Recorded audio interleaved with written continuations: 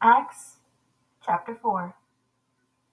As they were speaking to the people, the priests and the captain of the temple guard and the Sadducees came up to them, being greatly disturbed because they were teaching the people and proclaiming in Yeshua the resurrection from the dead. And they laid hands on them and put them in prison until the next day, for it was already evening. But many of those who had heard the message believed, and the number of the men came to be about 5,000. On the next day their rulers and elders and scribes were gathered together in Jerusalem, and Annas the high priest was there, and Caiaphas, John and Alexander, and all who were of high priestly descent. When they had placed them in the center, they began to inquire, "By what power or in what name have you done this?" Then Peter, filled with the set-apart spirit, said to them, "Rulers and elders of the people, if we are on trial today for a benefit done to a sick man, as to how this man has been made well, let it be known to all of you and to all the people of Israel, that by the name of Yeshua HaMashiach the Nazarene, whom you crucified, whom Yahweh raised from the dead, by this name this man stands here before you in good health. He is the stone which was rejected by you, the builders, but which became the chief cornerstone. And there is salvation in no one else, for there is no other name under heaven that has been given among mankind by which we must be saved." Now as they observed the confidence of Peter and John, and understood that they were uneducated and untrained men, they were amazed, and began to recognize them as having been with Yeshua.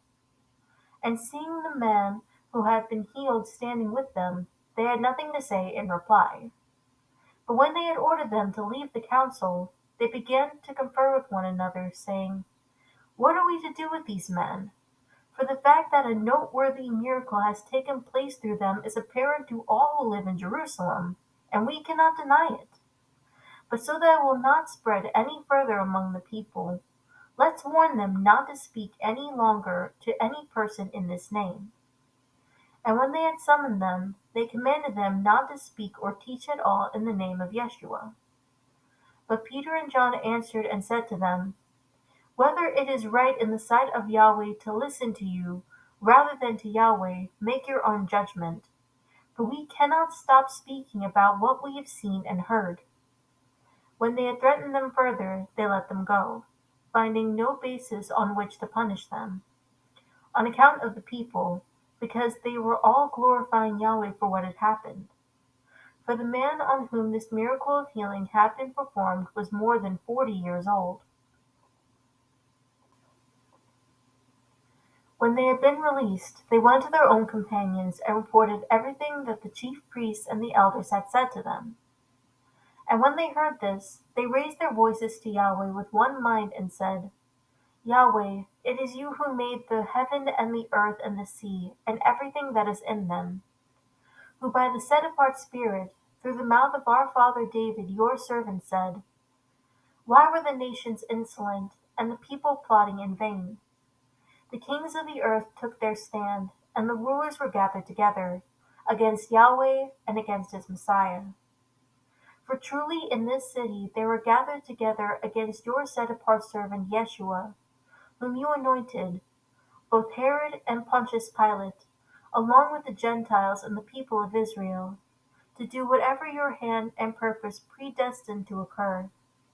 And now, Yahweh, look at their threats, and grant it to your bondservants to speak your word with all confidence, while you extend your hand to heal, and signs and wonders take place through the name of your set-apart servant Yeshua." And when they had prayed, the place where they had gathered together was shaken, and they were filled with the set-apart Spirit, and began to speak the word of Yahweh with boldness. And the congregation of those who believed were of one heart and soul, and not one of them claimed that anything belonging to him was his own, but all things were common property to them. And with great power the apostles were giving testimony to the resurrection of the Master Yeshua, and abundant grace was upon them all. For there was not a needy person among them, for all who were owners of land or houses would sell them and bring the proceeds of the sales, and lay them at the apostles' feet, and they would distribute to each to the extent that had any need. Now Joseph, a Levite of the Cyprian birth, who is also called Barnabas by the apostles, which translated means son of encouragement, owned a tract of land. So he sold it, and brought the money and laid it at the apostles' feet.